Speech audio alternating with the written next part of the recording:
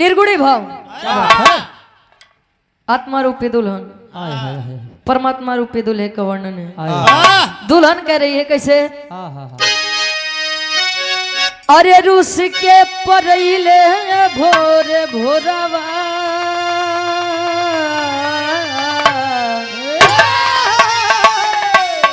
अरे रूस के परैले भोरे भोरवा बोलमुगा हमरो ले ले गईले से नूरा सिंघोरवा सिंघोरवा रे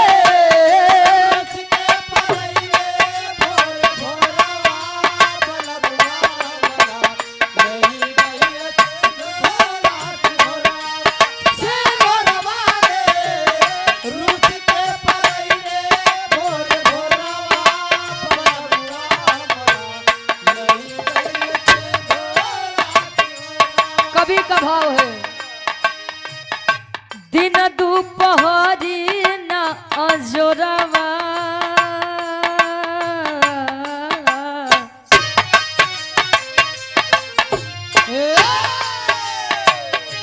दिन दोपहर न अजोरवा महान काम हो गईल कुछ भोर भोरवा अरे भोरवा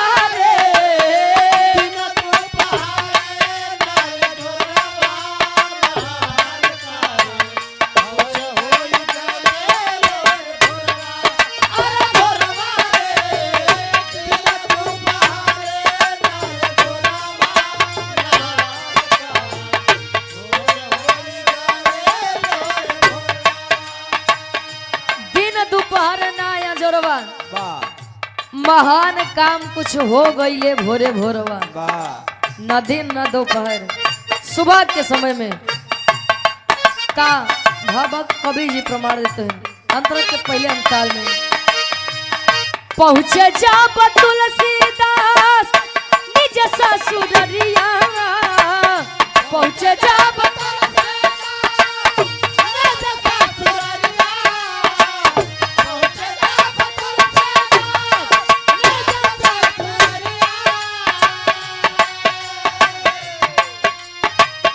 पहुँचे जब तुलसीदास निज ससुररिया भोरवे में डटली उनके उनकर में हरिया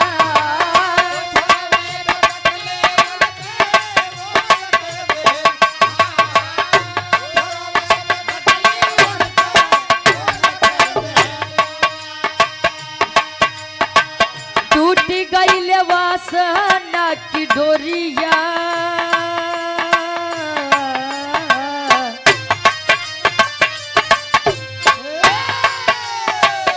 टूटी गईले वासना के डोरावा महान काम हो गईले कुछ भोरे भोरवा अरे भोरवा रे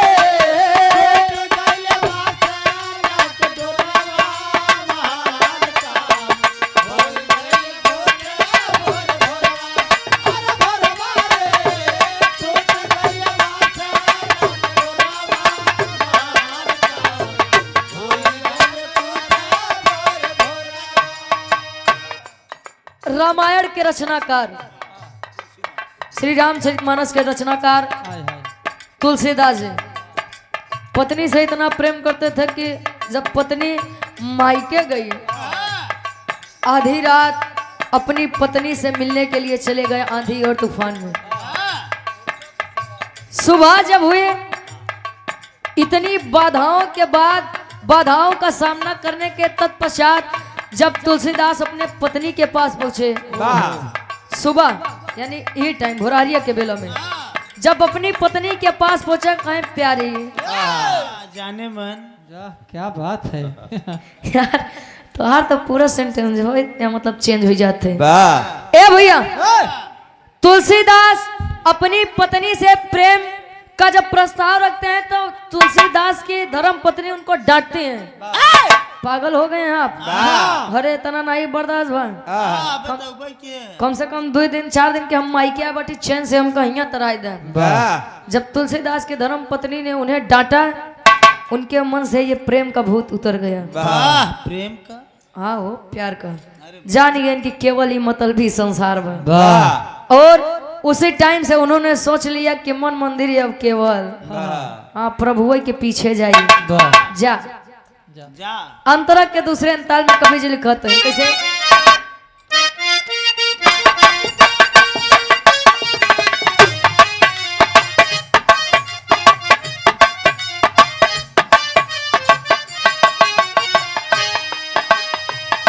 भोरवेलिया वाले हनुमत बूटी सजीवा, भोरवेलिया वाले हनुमान बूटी सजीवा, भोरवेलिया वाले हनुमान बूटी सजीवा,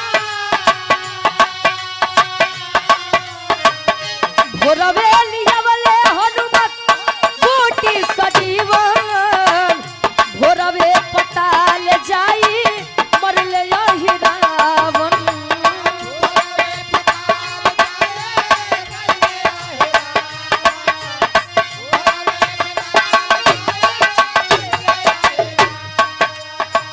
चलल नाही मकरा ध्वज के तनवा,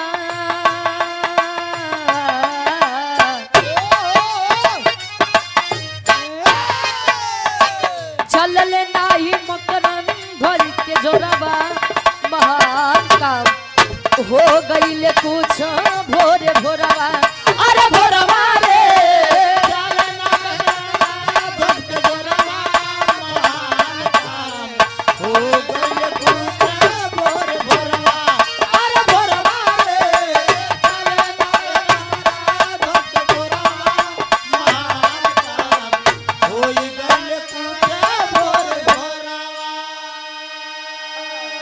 लक्ष्मण जी को जब बाण लगा, शक्ति बाण लगा, हनुमान जी सजीवन बूटी लेने गए और सुबह भोरहरिया के समय में सजीवन बूटी ले के वापस आए।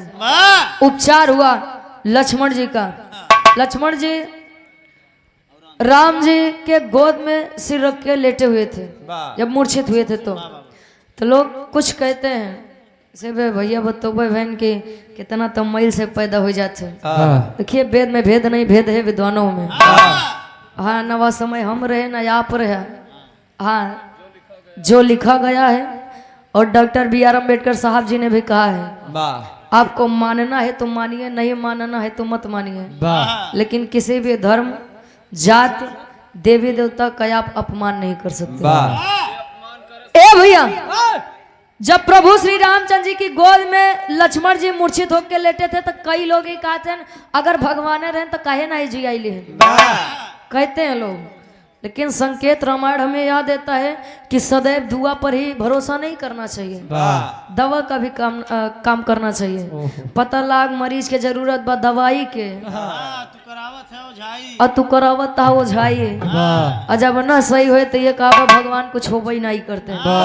जरूरत बा मरीज के दुआ के तो तू लई के भागत था दवाई लगे, मरीज नहीं ठिकान तो डॉक्टर खराब थे। ए भैया दवा और दुआ दोनों जरूरी होते हैं। और जानते हैं आप लोग जब अहिरावण आया था राम जी और लक्ष्मण जी का हरण करने, पातालपुरी में ले गया, किसका रूप बना के आया था? विभीषण का। सुबह में जा करके हनुमान जी ने ये भोरहरिये में, अरे सुबह भोरहरिया हो गए महाराज, हनुमान जी जाई के भोरहरिया में अहिरावण के मारे रहे, पंचमुखी रूप बनाई के। ये तीसरा प्रमाण ई भोरहरिया में। पहला भोरहरिया में ज्ञान तुलसीदास के मिला रहा उनके मेहरारू के डांटे से, और दूसरा मूर्छित लक्ष्मण को सुबह सुबह ये संजीवनी बूटी दी गई थी। तीसरा हनुमान जी पातालपुरी में जाके अहिरावण को मारे थे। चौथा प्रमाण का बा अब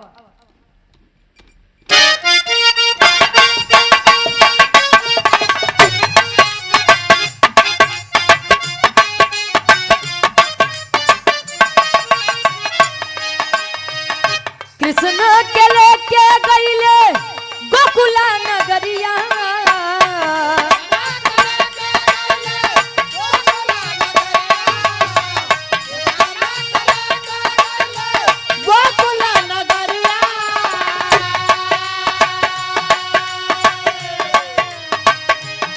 कृष्ण के लेके गईले गोकुला नगरिया वासुदेव लौटे बेला रही भोर हरिया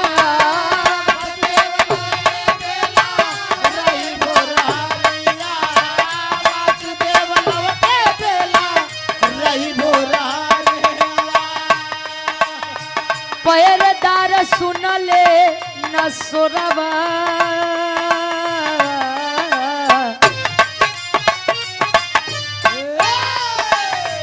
पहरेदार सुनले न सोरवा महाका हो गई पूछो भोरे भोरवा अरे भोरवा रे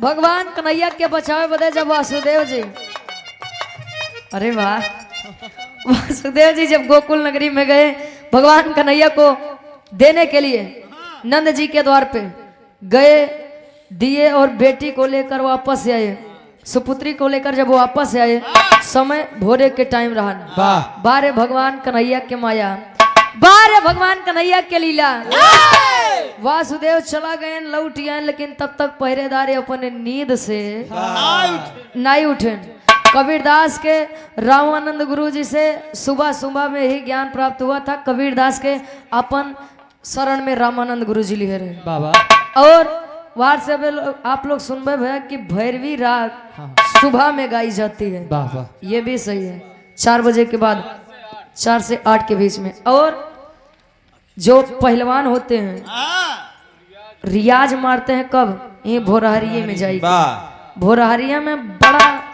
विचित्र विचित्र काम भवा भैया ए भैया ये हम अपने गीत के समाप्ति करब आखिरी में खानदान के परिचय बा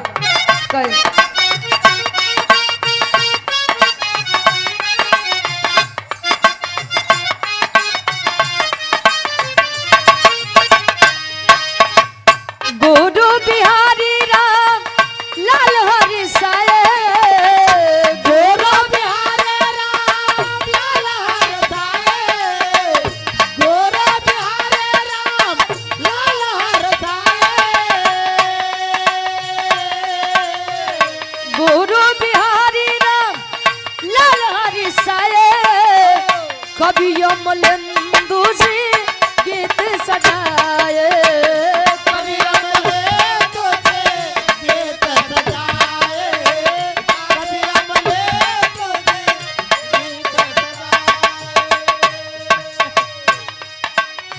रुचि यादव गावे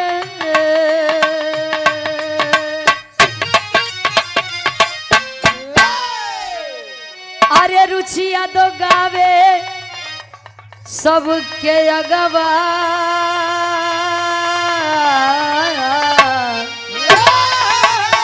अरे हाथी जोड़े रुचि गावे सबके अगवा महान का हो गईले कुछ भोरे भोरवा